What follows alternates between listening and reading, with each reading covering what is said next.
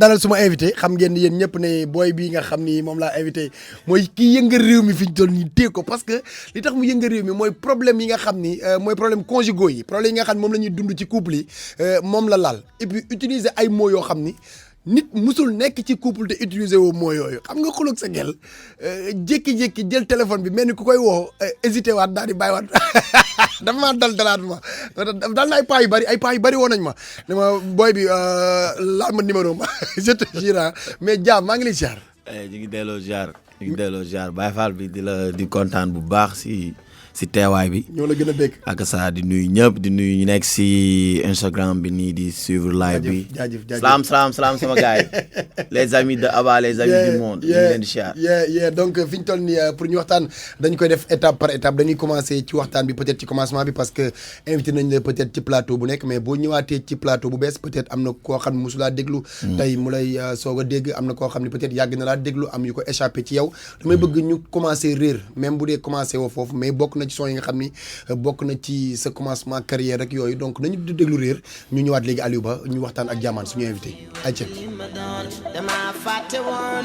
lii man du ñoom toppandoo ma yóbbe woon ma bàyyi sama yoon fa laa jiitaloon àdduna ma xabtaloon ku may digal lu baax ma def la sama noon weddi li ma doon fa ma jóge woon gas def ci kàmb la ma bàyyi abe woon léegi maa ngi nii xaw ma fu ma nekk nii dafa mel ni dama réer xaw ma lii lan la nii ku may gindi waat ma mën a ñibbi waat àdduna ma nax naf si yow ma buum ci baat demb doom tey dinaa déglu tey dinaa naagu fàtte yàlla buur bi ma may dinaa moytu àndandoo yu bon yi may jay dinaa gën a fonk sama ay mbokk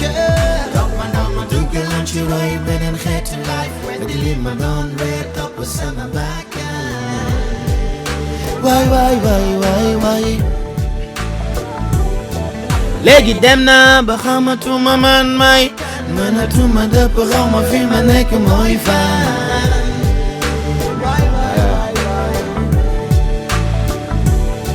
jogaani woon beneen culture kay la jam na te gisuma ko ma ne massa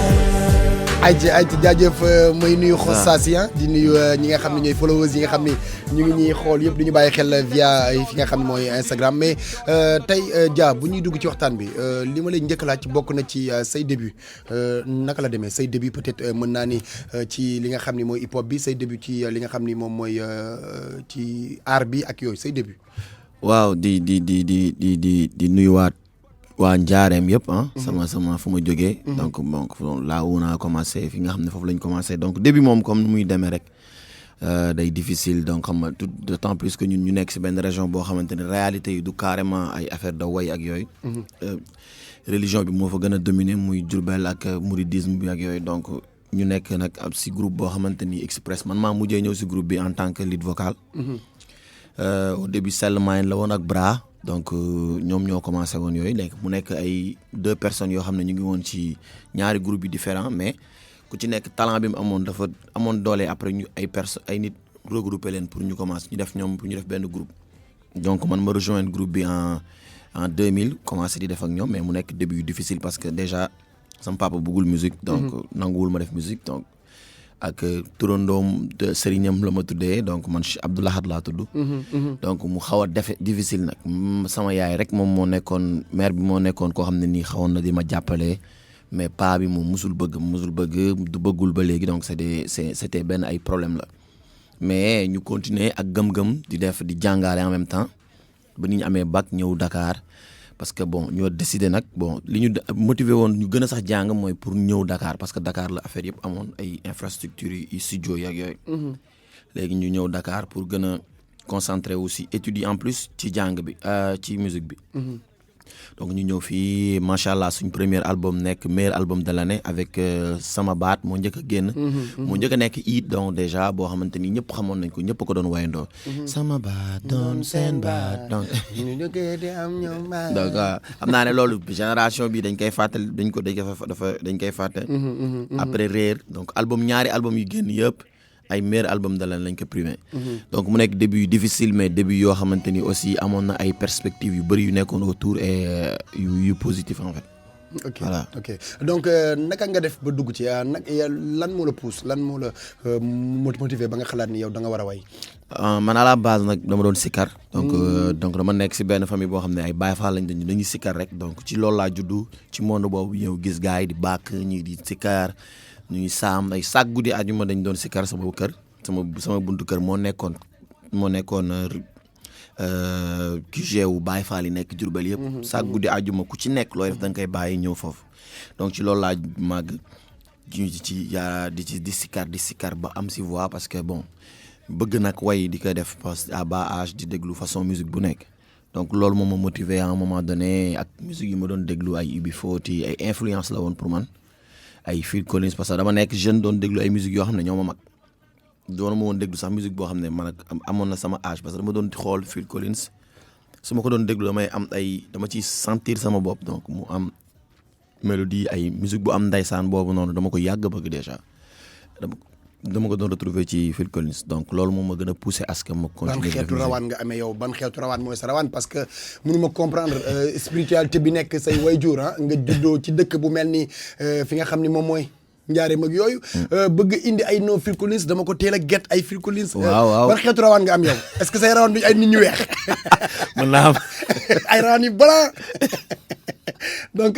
loolu daal mooy sa source d'inspiration moo la pousse indi la ba nga bëgg li nga xam ne. voilà musique. ouais. mais ñun du ñu réer bu ñu la gisee tey nga ànd ak ku mel ni suñu sang di doomu Cheikh Ahmadou Kara Mbacké Noreyni nga xam ne Seydina Ousmane ay maamam kooku maam Thierno Ibra Fati mooy maamam Baye Awa Balla ak Modou Awa Balla rakk la borom mbax na cur caat ja borom ndoom bay baat yee tërë ba bët gi tey boo ànd ak sëñ Axma sikkar c'est parce que da nga delloo buum ca mboy loo tàmmoon la loo xamoon la waaw loolu nekk na loo xamante ne d'abord moo ngi koy siyaar donc relation bi ñu am entre sëriñ ak taalibe la d'abord donc mu nekk loo xamante ni tey jii soo xoolee pour être vrai donc son boobu bokk na ci son bi nga xamante ni à part ay réer ak yooyu son bi ma exposé si beneen grand public bi daaw géej moom yéen a màggal voilà waaw public la boo xamante ni après daf ñu permettre ñu am public bu gën a mag ay nit yu gën a mag donc mu nekk son boo xamante ni dama si doon retrouver samay empreinte yu yàgg yoo xamante ni ci man la d'abord moo tax xëy na mu demee noonu ak moom li mu ci bokk sax en toute humilité je dirais que moom xëy na li mu ci bokk moom moo tax son bi am poids boobu mu am mais quelque chose la boo xamante ni sénégalais yëpp la touché te man mënu ma demander plus ma nekk si ma dëkk Diourbel donc di def musique nekk murit nekk Baye Fall tey yàlla cërale ma ci loo xamante ni tey bi may dem ba public bi di ma gën a découvrir woon nañ ma bu yàgg ci wayu Serigne Touba lañ ko jaarale donc loolu fierté la waaw bon ñu dem Touba te gis nga accueil bi ñu amoon foofu c'était énorme nee naa màggalu daaw gi kay yéen a ko màggal moom màggalu daaw géej gi yéen a ko màggal donc fan la idée bi jógee yow yaa ñëw vers moom wala moom moo ñëw envers yow fan la non man maa dem vers moom parce que man maa def son bi bi ma defee son bi studio laay ñu toog ba ci yàgg nit sax moo ma ko wax mais boobu sama xel génnoon na si loolu nit ne ma lii nag bu si sëñ bi bokkoon ma ne ko man pourtant am naa numéro am xaaral ma woo ko rek mu nekk nit bu oyof ne ma waaw man de xam nga sang bi daf may tere yooyu noonu nag ma ne ko waaw xam naa la ko tegal léegi mu ne ma waaw baax na après yow yónnee ma ko rek comme ça man ma xool léegi nag man bi may génn studio ma yónnee ko par WhatsApp bi may génnee di dem bay bëgg a egg sama kër mu woo ma téléphone ne ma lii foog nga dëpp ñu demaat studio def ko léegi waaw ma ne ko mais sëñ bi kii bi mu ne ma wool studio bi lii dama koy def ma ne ko mën nañ bàyyi ba suba kii nii pour te dire sëñ bi moom bi mu déggee way bi si jour boobu noonu fanaanul dani day teg voix mi te bi mu ñëwee aussi yàggul parce que ay taalif la yoo xamante ni moom waajuram daf koy taalif di bind dafa ñëw rek commencé bind ay yëf yoo fa fekk Bamba bay na góob na jaag na yooyu noonu ay waxi sëñ Modou Kara la daal moom mu jël ko si téléphone am donc mélodie yi facilement ñu guidé tak mu comprendre rek mu def son bi nekk loo xamante nii donc li nekk autour de son bi yëpp lu yàmb la donc ki nga xam ne moo réalisé vidéo bi tamit Wantit que je salue de passage en même temps mon producteur bi mu dégloo sonal na ñëpp clip yi gën a rafet ci Sénégal sonal na ñëpp Wantit dañ ko war a Wantit ba jàpp ko mu may ñu suñu jàmm mais loolu boo baax yàlla na jàmmam yàgg mu toog Wantit déglu ko ñuy tourner beneen clip Wantit ne ma lii dama koy tourner tamit tey suba ma ne ko mu ne ma waaye non lii dafa war a génn mu tourné que mu génn vite fait donc àdduna bi yëpp man à ma grande surprise. avant muy génn donc ci bind bi kan moo ko bind ak kan moo indi le nom Bamba la paix. man maa bind man sama texte déjà man maay bind lépp. donc comme man dama judd si Diourbel donc man Serigne Touba réeruma xam naa dëgg-dëgg waxu Serigne Touba. ak li nga xamante ni moom mooy Serigne Touba Serigne Touba dafa nekk nit boo xamante ni nit umpale ko dafa gaaw. donc umpale ko rek moom mooy tax ngay gis yenn divergence yi ñuy wax naan ñu koy séparer. comme par exemple naan kii Tidiane la kii Mouride la. wala Mouride bi def loolu sax moom xamul Serigne Touba si kàttan.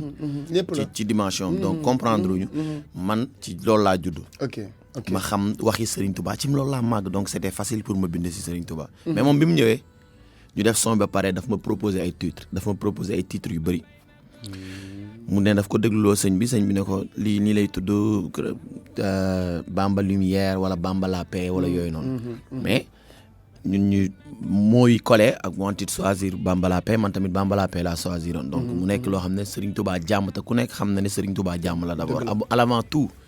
jàmm la parce que ki nga xamante ni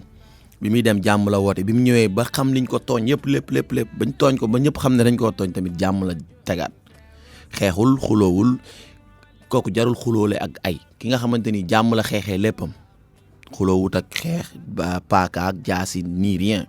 bi mu jekkoo dafa jéggale kon ko kenn du ko xeexal ci ay affaire wax dëgg yàlla sax bi mu amee ndam bi ko yàlla suñu borom laajee loo bëgg dafa ni ko nga baal ñëpp. waaw kay Imaamul Wara wal Asri donc. kon loolu mooy jàmm yaakaar naa ne waaw après bon c'est quelque chose qui collait carrément ak Serigne Touba mooy paix. donc ñu yéene ko def ko Bamba la paix. mais ci bind bi ba tey ci Bamba la paix ba tey la ñu nekk lan moo la pousse ba sa xel dem ci Serigne Axma. parce que gisuñu ko ci musique. gisuñu ko ci way même bu dee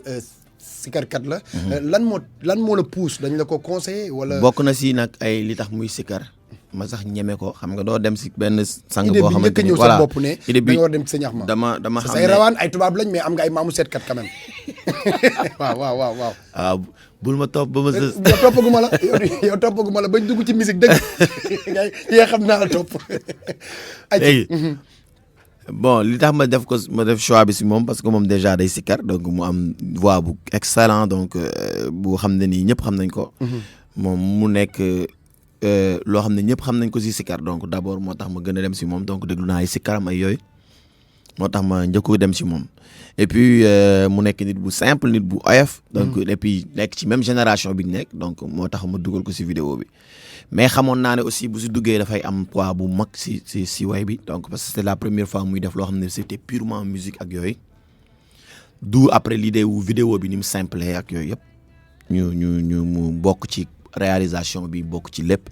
ba nga xam ne beneen màggal bi si topp sax ñëpp dañ nañu il faut ngeen defaat son foofu da nga may anticiper foofu dama fi ñëw damay bàyyi wax foofu yaa ngi may bëgg a anticiper mais clip bi kan moo indi idée wu clip bi 3 personnes kii bàkk ak ñaar ñi nga xam ne ñoo ko way donc sol ci benn yére ñaari yére et puis mu classe ñu def ko ci peut-être fond vert affaire yi dox ci ginnaaw kan moo indi idée wu clip boobu wantit rek xam nga wantit moom idée c'est une personne à la base son bi li ko gën a jaay clip bi ci la boobu voilà moom moo def loolu quoi moom donc amoon idée yi nga xamante ni moom lay am de base saa yoo koy xool day nekk loo xam ne daf koy coller ak sama personnalité parce que nag man nit laa boo xamante ni nit bëriwuma ay cëfër ci yenn affaires yi ak ci sama façon nu mooy solo wala leneen donc daf may wax ne ma nañ def loo xamante ni di nga si retrouver sa bopp donc moom moo njëkk a ñëw indi idée wu 3 personnes yooyu noonu yow kii à la base dama ko doon wax ne mais ba lii simple na de ak yooyu noonu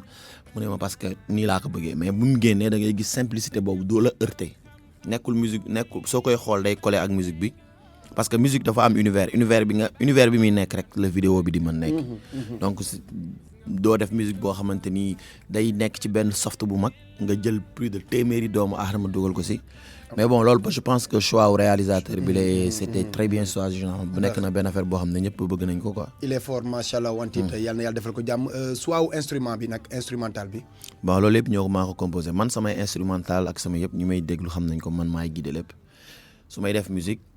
damay am prédéfini bi sama bopp en fait damay wax ne nii la ko bëgg mu sonné fii la war a jaar bu ñëwee ba fii lii la war a def ak yooyu donc su ma toogee si beatmaker wala kenn je joue pas instrument mais li may wax yëpp musique bi may def yëpp li ngay jouer yëpp dama koy jouer sama gémmiñ dama koy jouer ak sama bopp d'abord ci son yi ma mës a def yëpp jouer ma lii mais musique boobu nekk si Bamba la paix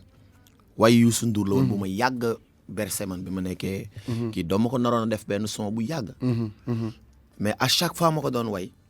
ci Maam Serap Fall laa ko doon way ak déjà tëgg bi boo xoolee way boobu noonu ay ñu ngi ci def ay genre je pense ay tabala lañ ko tëggee ci tournée yi mu nekk musique bu ma Chimes of Freedom nekk way boo xamante ni dafa explosé si àdduna bi ñenn ñi xamuñu ko mais way la bu yàgg donc suñu papa boobu nga xamante ni je pense que tey kenn dootu ko présenté si àdduna bi yóbbu na musique fu nekk teral na musique déjà parce que musique da lay teral mais da nga koy teral teral bi ngay mën a teral mooy nga jël ko exposé ko fépp donc mu jël musique gu dëkkam yóbbu ko fépp nekk nit boo xamante ni incontournable ñëpp dañ ci fierté la pour ñëpp donc ma jël musique am def ci way bi yooyu yëpp bokkoon na ci alaya yi tax nga xamante ni son boobu noonu nit ñi bëgg nañ ko parce que déjà mélodie bi nit ñi xamoon nañ mélodie bi ki nga xamante ni moom moo créé mélodie bi ak yooyu noonu kenn dootu ko présenté ki ma àndal si son bi dëgg nekk na nit boo xamante ni am na fu mu bokk ak lu muy représenté donc loolu retrouvé wu si son bi yëpp moo tax xëy na peut-être son bi mu mel noonu mu mel après son bi il paraît seeti woon nga Youssou voilà non waaw dama toog man ama grande surprise donc am appel boo xamante ni jóge si moom il m'a encouragé donc par le biais de tonton Mara que je salue qui vient de juste de raccrocher donc moom mu nekk aussi kenn koo xam ne nii c'est un fils de Diourbel et fier de l'être parce que il a beaucoup fait pour Diourbel donc c'est une personne boo xamante ni yàgg na xeex pour Diourbel ba léegi dafay def ay dons à Diourbel ak yooyu ñu si teg suñuy bët donc moom moo ma woo ma dem fa donc mu wax ma li nga xamante ni ñoom am nañ ko ay collaboration si man ay fa la leen son bi toll donc je pouvais pas attendre mieux ma def son boo xamante ni si kii tax ki ma reprendre son nit la boo xamante ni ku màgg la donc mu woo ma ne ma voilà ne ma je suis très content de la manière ni nga reprendre sama way ci ni nga ko defee zéro faute donc je me suis dit waaw c'est en toute humilité je pouvais pas attendre mieux. xam nga moom jël ay woyam di ko woyaat dafay xaw a metti parce que il paraît dafa am technique lool ci wàllu way donc vraiment félicitations encore une fois mais lan moo indi dañuy dolli cere yokku ñeex wala dañ ko defoon daaw fekkee dañuy baaxantal dañu gis année bi ci topp obligation la wala dañu leen c'est à la demande générale wala yéen a toog waxtaanee de Bamba ñëpp dafa war a boobu moom année boobu moom déjà c'était à la demande de pas mal de gens parce que man boobu nekk ma woon sax Sénégal après sëñ bi woo ma ne ma da doon capture kii yi ñu ko doon yónnee message mu koy screen mais bi ñu demee ba kilifa bu mag boo xamante ni moom chaque jour daf ñuy wax nañu man de bu ngeen waxee bu leen ma wax donc si yoonu murid la nekk tam kilifa la dañu def leen li ngeen defoon noonu lu baax la parce que day tax nit ñi gën a xam mais année boobu dafa tombeek Massalikul Jinaan bi génn j'ai eu l'idée moi de mettre dialecte islamo-chrétien bi ma ni sëñ bi su fekkee dañ koy defaat ren du ñu yam ci Serigne Touba dañuy exposer Serigne Touba wane jàngaleem wane dimension parce que bi ñu voilà parce que bi ñu décidé def son bi wante dafa ne ma mais def nañ ko daaw est-ce que bu ñu ko defee danañ du kii ma ne ko sëñ bi moo ne dañ ko koy laaj rek wala ma wan ma message bi ñu demee nag ba nga xam ne affaire bi demande bi ëpp nañu ñu ne nañ ko def mais boobu man maa ngi réfléchir sur comment nan lañ ko war a defee sëñ bi dem voyage man nekk ma fi woon aussi mais bi ma ñëwee je suis parti voir Laye Diagne que je salue de passage moom mi def sama yenn son yi ak LSD Record sama yenn son yu yàgg yu bëri ñoo koy def donc Bambala Paix réer yëpp ñoo koy def donc ma dem si ñoom ma gis sëñ bi mu fi ñëwee sëñ Muntaxa mu ñëw fii nga gis accueil bi ko Sénégal defal da nga gis ndam bi nga xamante ni islam am na ko donc sur Sénégal yëpp mais boobu bi ma di gisee abbé bi dem fa man daf ma inspiré beneen affaire j'ai vu ces images là ma ni waaw donc lii dafa nekk loo xamante ni je pense que ñëpp war nañ ko gis église ba nga ubbee sax waaye église ba nga ko ubbee tu vois ma gis sëñ bi ñëw toog ci kaw kooku sëñ abbé bi toog ci kii ba pare ñëw déplacé wu ma xam ne lii te boobu jamono boobu amoon na ay wax yu xamoon a jóg ci école Jeanne d'Arc des trucs comme ça donc et c'était pas la bienvenue ñi muroog ñi dul voilà ma ni nag bon occasion bi damay saisir occasion bi mais li gën a am solo mooy bi ma demee si catholiques yi chrétiens yi wax ak ñoom ñenn ñi si ñoom dama leen a woo expliquer leen ñu approuver idée bi ma leen indee studio ñu def son bi ñoom ma gënoon a bëgg son bi ñu ñëwee tamit di tourner clip bi dañu defoon ay croix ak ay crous mais en unanimité donc je salue ay Jeanne de passage ay Nicole ay ñeneen ñi nga xam ne ñoo nekk si biir ci kii si chorale bi yëpp ñoom ñëpp en unanimité ñu bëggoon sol kurus Baye Fall. ndeysaan dañu teg c'était énorme dañu teg affaire croix yi ni ak kurus yi. ndeysaan mais je me rappelle une fille boo xam ne Charlotte la tudd mu ngi université bi mu ñëwee dafa ne ma dañ ko takkal croix. elle était timide dama laaj ko lan la mu ne ma parce que croix bi dama bëggoon takk kurus.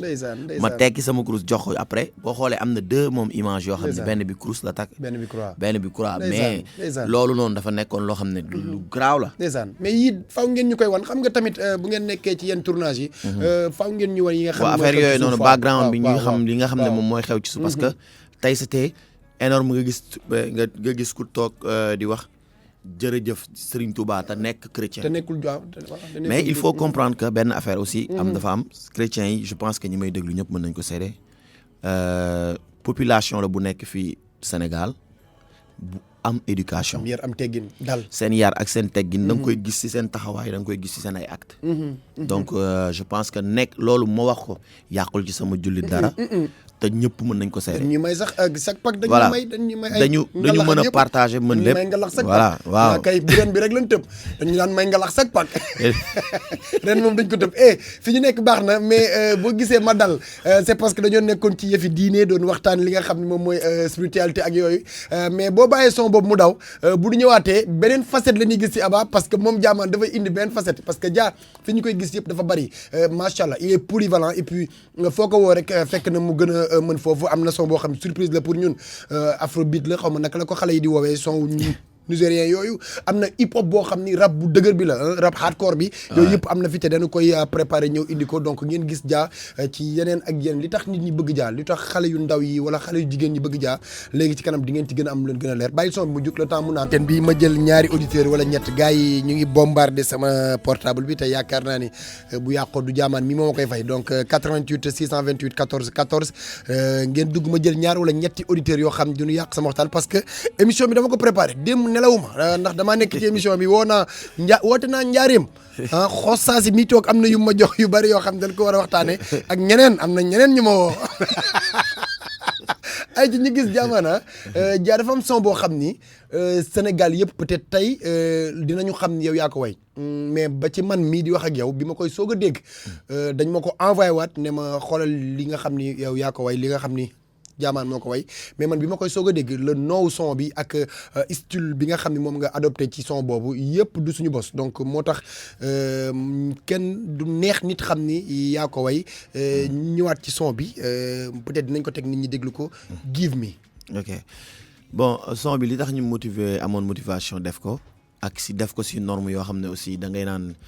kii du sénégalais. c'est parce que dañu doon gis de temps en temps benn complexe bu doon am entre les artistes qui venaient d'ailleurs.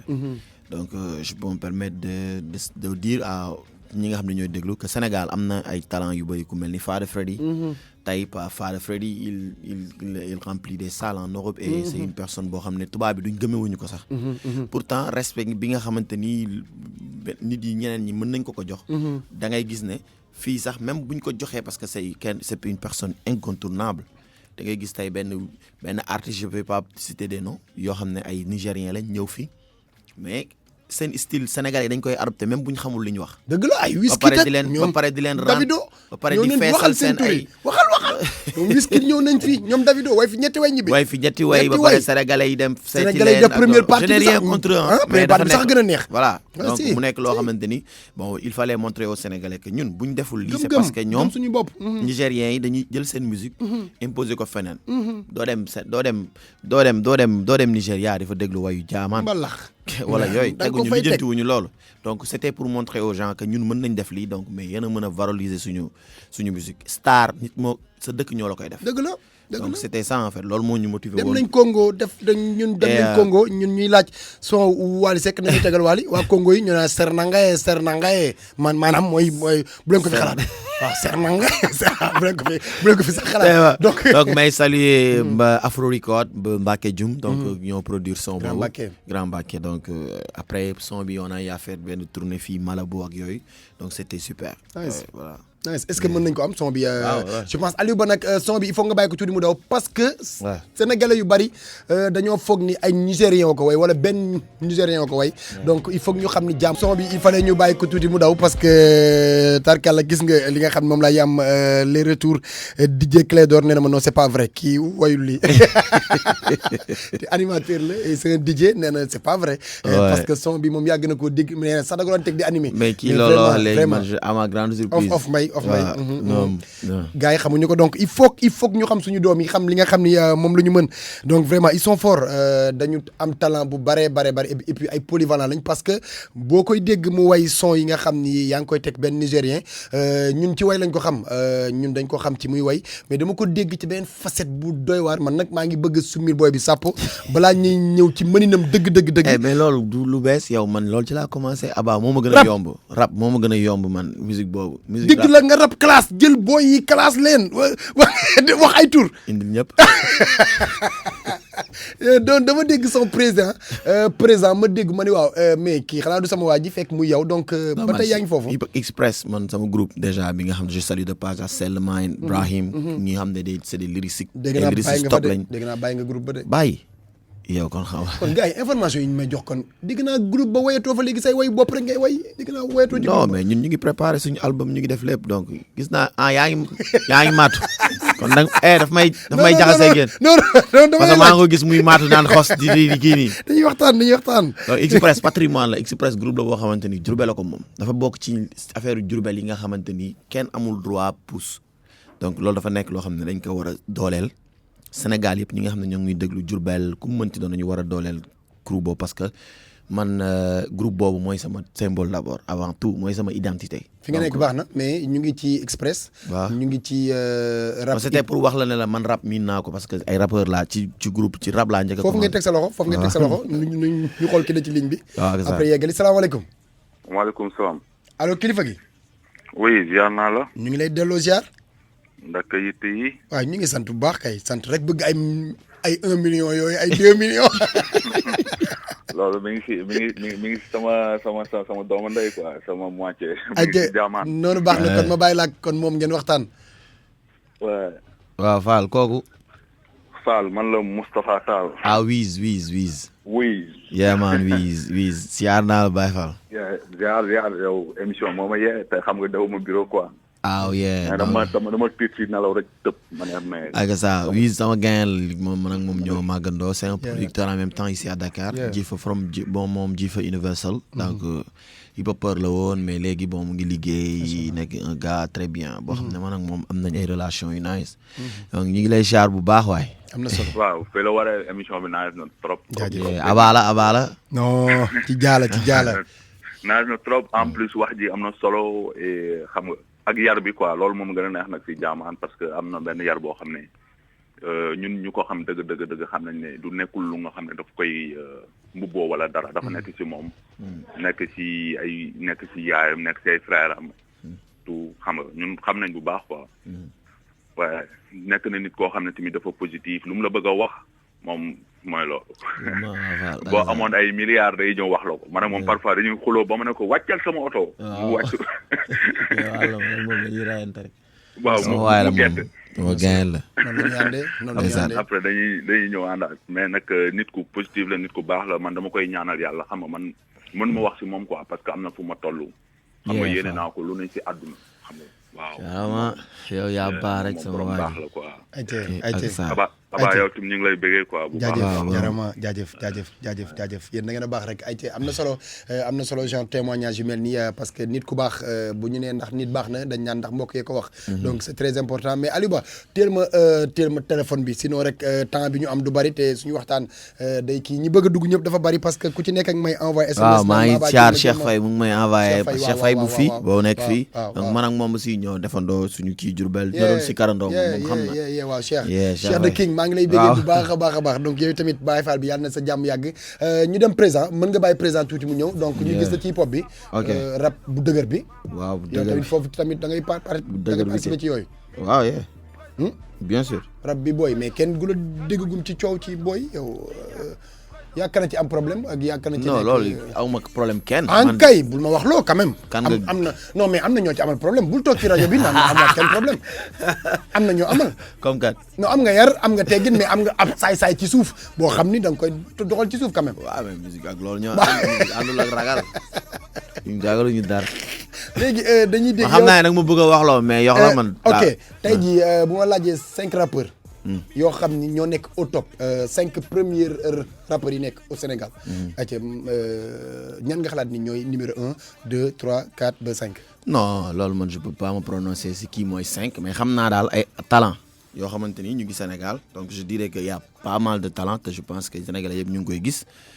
donc man su ma doon wax en matière de. ñoo xam ne donc ñoo xam ne nii dama xam ne ñii mënu ma wax boobu weesu ñi ma maîtriser plus mooy sama groupe d'abord.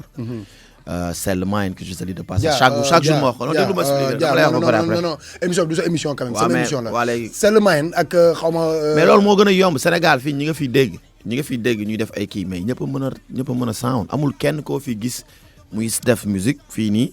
ba pare di def ay chiffres yu mag te li muy def parce que loo gis muy dem si kanam rek. c'est parce que am na lu nekk énergie bu nekk si ginnaawam. donc y a les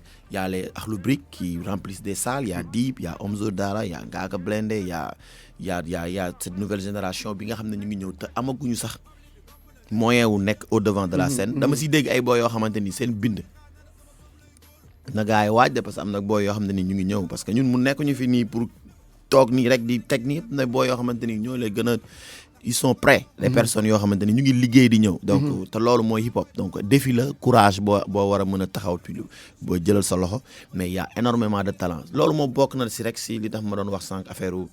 son boobu Give Me il faut que ñu retrouver valoriser waat ces artistes là parce que boo demee ba gis benn Ngaaka Blindé qui bu remplir arena avec adduna bi fa nekk yëpp nga xam ne jeune la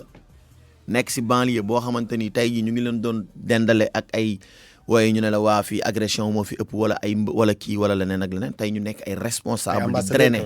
di drainer ful bu toll noonu ñu nekk seen ginnaaw c'est quand même benn effort bu ñu def la te loolu nekkul lu absurde rek donc y a énormément de talent. am na solo voilà am na solo Sénégal dafa bari talent am na solo loolu. mais ragaluma nag li ngeen may wax. ay non xam naa lépp man waaw yow xam nga sax. xam naa lépp man xam naa lépp mais son baalu àq bi. da nga période bi dafa ñëw fête bi di waaj a jot. wala période koor gi la wala ban période moo tax nga bind son baal ma àq bi. dafa nekk si benn période boo xamante ni dafa tasante woon ak du koor gi sax moo tax ma bind baal ma àq bi dañu def benn son ak Express. way si di def di sensibiliser pour coronavirus. mu nekk way boo xamante ni bon bokk na ci way yi gën a nekk top tendance si coronavirus. c'est presque à 1 million presque de vues. donc ñu def ko mu pare donc adduna bi nekk si benn crise bu xaw a yéeme et j'avais senti le besoin de ma way si nit ak nit c'est comme si dafa dañu tooñ c'est comme si dafa am benn affaire boo xamante ni parce que boo xoolee. maa baalonte wu muñ si si entre nit ak nit mais ak suñu borom d'abord. ok donc ma bëggoon nit yi gën a baalonte et puis mu amaat aussi benn tolérance buy daw suñu biir. comme ni ma koy waxee tout le temps rek parce que moi je pense que adduna bi moo soxla sax amour ak tolérance pour mën a génn ci ñi li ñu nekk nii. mais boo xoolee ba léegi da ngay xam ne leçon bi kenn jàppagu ko ba léegi parce que adduna bi yëpp ñu ngi traverser crise boobu. muy metti fépp si adduna donc mu nekk loo xam ne j'avais senti le besoin de def benn son boo xamante ni les gens pourront l'utiliser pour baalonte ak. pour s'excuser d'abord pour baalu ak suñu borom bi nga xamante ni moom moo ñuy teg di ñu teggil. donc di ñaan mu jële fi lii nga xamante ni moom moo fi nekk pour le moment. mais Dia sa secret ak son yi def hit son bu génn am buzz sa secret ak ay millions de vues ci YouTube bi son bu génn def millions de vues son bu génn ay partage xale yi di ko TikTok ak di ko c'est quoi le secret. pour man amul secret pour man nekk na loo xamante ni man ku ma ñi ma xam nga xam ne ñu ngi may déglu xam nañ ne awma beneen secret bu dul studio dem liggéey ñëw toog. je pense que nit mënul wax ne mës na maa gis ci boîte yi wala ci leneen yeeg yooyu wala. parfois ma gis daje baal parfois ma gis ñu daje baal et puis dama lay gis sama koñ quand même dañuy waxtaan loolu moom Dia ok c'est secret mooy liggéey donc c'est secret lan son bu génn rek xale yi dañ koy bëgg donc di ko TikTok dañ koy bëgg di ko. loolu mooy li ma la wax amul secret li dul liggéey ak li nga xamante ni mooy dox kenn mënu ko xam. parce que def naa ay son yoo xamante ni am na façon lu nekk moo ci nekk donc comme son gi bi passé décollé wul ni mu war a décollé parce que déjà sénégalais yi xamuñu ne sax man la c'est un donc amul secret des fois tu mën nga def dara en toute humilité laay wax mën nga def dara mu marché mën nga def dara du marché mais li nga xam ne daal xam naa ko moom mooy j'essaie de me rapprocher beaucoup plus ci sama population bi di xool ñoom li nga xamante ni moom la ñuy dund ak li nga xamante ni bëgg nañ ko wax tamit te kenn waxalu leen ko ma jéem ko exposer traduire ko def ko son peut-être xëy na loolu moom mooy tax muy kii mais bon nekkul ne dafa extraordinaire wala way moo grave wala c'est la voix parce que y a plein de personnes qui ont qui chantent mieux que moi mais xëy na man dama koy xaw mënuma la ko expliquer daal dëgg la da nga koy làmb rek mu ñëw voilà da nga koy làmb mu ñëw sa diggante ak xale yu jigéen ñi lan moo ci amuma benn diggante ak xale yu jigéen lan moo tax way yii nga xam ni wayu mbëggeel da nga lonkoog moom ne doo ko bàyyi quand même dégg nañ def si code mais def si code yooyu du ay wayu mbëggeel quand même expliquer la benn affaire xam nga mbëggeel dafa bëri ay facettes bëgg damay dégg gars yi naan bëggeel man wayu ma mbëggeel moi je chante des problèmes d'amour en fait waaw damay wax may naa la baat doo dem loolu ay problème mu mbëggeel loolu ay problème amour dëgg la xam nga lan moo tax tey da ngay way mbëggeel da ngay gis ku toog teg xale bu jigéen way mbëggeel toog di ko wax ay éloge genre sa rafetaay sa leeraay sa lii man kenn du ma gis may way loolu yow ci problème yi ngay way nee naa waaw Miss Colombo laa njëkk a way ça parle de jalousie sa téléphone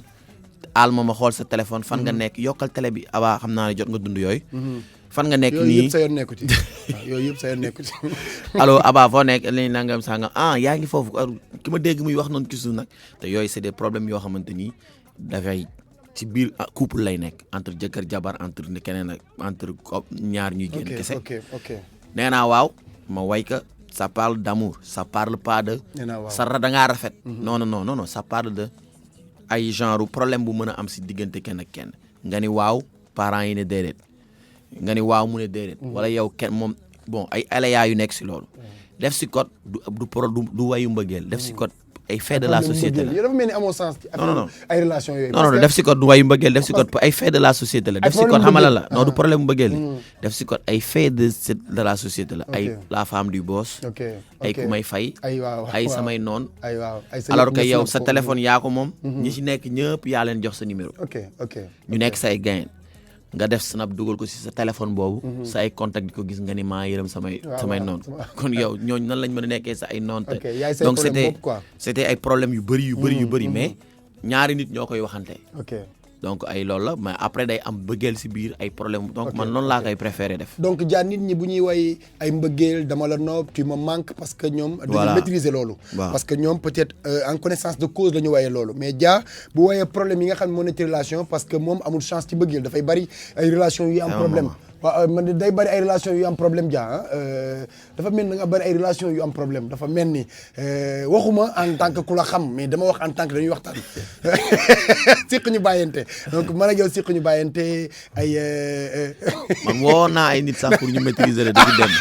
xaw ma dañ la woowul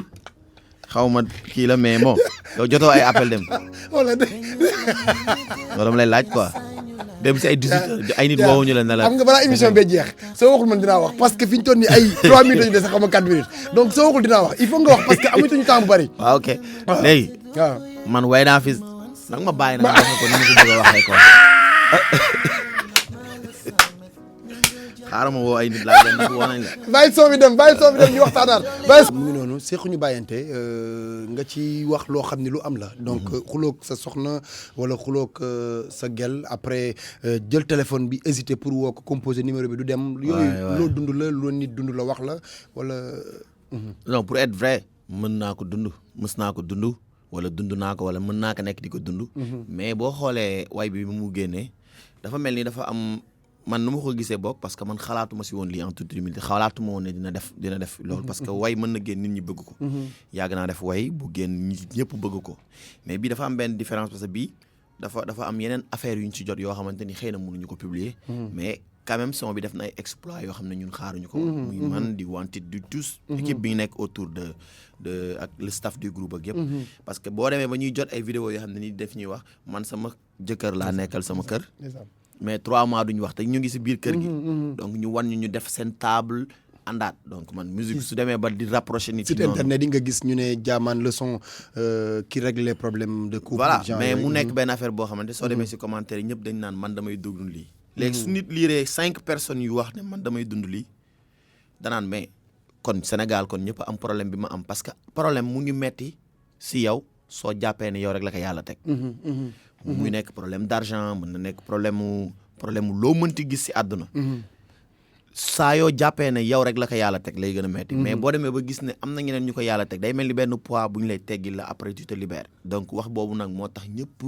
kii si loolu je pense que amul kenn ku nekk Sénégal fii ku dundul toog bëgg a woo sa copine donc ay problème orgueil la te yàq na ay affaires yu bëri. dëgg la da lay jaral sax mu nga xool ne bugguma moom mu gis benn faiblesse si man nan laay def ba gis ko xaaral ma dindi sama désactiver sama mode lecture dem xool statut am wala ma dugg mode fantôme xool est-ce qu'il va bien est-ce que des fois nga dugg sax gis koo xamante ni danaan parce que jigéen ñi ñoom dañu bëri ay facettes da ngay gis jigéen bu posté léegi xuloo copain posté ne madame va bien wala ça va tourner la page te fekk va pas bien léegi te loolu noonu mën na inciter sax ku góor kii mu ne kii fàttane ma naa xool leneen dem xool beneen copine rëy la ànd ak kooku yow ngay xaar mu ñëwaat keneen di xaar mu ñëwaat donc alors que dara nekk jógu fi da nga koo way am sama benn gel boo xam ni balaa may takk soxna lañ doon génn ma nag moom mu envoyé ma son bi ne ma maag yow siqu ñu bàyyante ma ne ko yow te ngaa bàyyi lii te ngaa génn ci way wi yow maag yow donc Dia maa ngi lay béggee bu baax di kontaan ci yow donc di sant bu baax Xos di sant sama cousin moom c'est un gars bien di sant ki nga xam ni c'est la même famille Wantid waay donc ak sama yaay moom nga xam ni maman mu ngi ñu ngi bég ci moom bu baax waaw mu ngi may woo nii sax mais xam naa ne bon c'est mais yi nee na bon elle est trop fière de ni nga def démb donc ma la si remercier bu baax ñoo far donc affaire yi nice na trop ñu ngi ñaan jàmm Sénégal di ñaan aussi plus de tolérance parce que comme si jamono bi ñu toll nii je pense que mënuma jóge si émission bi te waxuma genre affaire yooyu tolérance ak pardon parce que tey jii gis nga yaa de cela y a pas longtemps li nga xam ne moo xew ci suñu ay sœurs ak ay frères yu nekkoon ci benn cité mais qui entre nous peut mën na tax kan moo mën a taxaw ci ñun ñëpp avant de faire benn jugement wala yooyu ne musoo toog yàlla sàngal sutura ci benn coin boo xamante ni coin nga toog fenn rek yàlla sàngal sutura ci loo xam ne bu ko nit déggoon wala mu gis ko mu nekk loo xam ne day extraordinaire encouragé wuñu loolu mais jigéen moo demee noonu jigéen mooy nit boo mooy bëgg sans retenue te su bëggee day joxe lépp dootul xool li nga xam ne mën na ko dal ci ginnaaw donc suñu ñooñ suñu ay sœur lañ ñoo leen mën a sàng sutura donc degré bi mën a animer doomu aadama ba mu mën a jël yëfu jàmbur détruire nit loolu bu ci tant que mu ngi am si àdduna bi xamal ne ñun comprendre guñu sax lu fi ñu yàlla di woo parce que yàlla bu fekkee moo ñu njëkk a sàng sutura kon lan moo tax duñ sàngante ñun suñu bopp sutura donc ñi nga koy gis di ko xool nañu toléré ba pare ñu juger suñu bopp d'abord donc yàgg na am ci jamono yonent bi donc Jésus mës na di romb nit di ñuy blasphémer benn xale bu jigéen mu ne leen ci ki nga xamante ni musul tooñ wala mu def li mu def na ko xaañ na ko sànni donc ñëpp retiré wu parce que ku ci nekk xam nga parce que li tax yàlla sàkk la yow ak yàlla la gën a leer donc ñu ngi bëggee ñëpp di la bëggee di sant yàlla ci bi nga ma laajul non mais ñoo far xam nga temps bi xat fi ñu toll nii mais projet yi sax waroon nañ ci dugg xam naa nga envoyé ma ko rek SMS suba ma mën ko jàllale mais balaa ñuy jug xanaa du ñu wax benn tour bi fi nekk bu officiel bi xam naa ni fi ñu toll nii Aliou ba même lii rek en exclusivité ñu am ko Jahman yaa kanay génn présentement nii wax naa la son bi ma tegal naa la son bi nga xamante ni mooy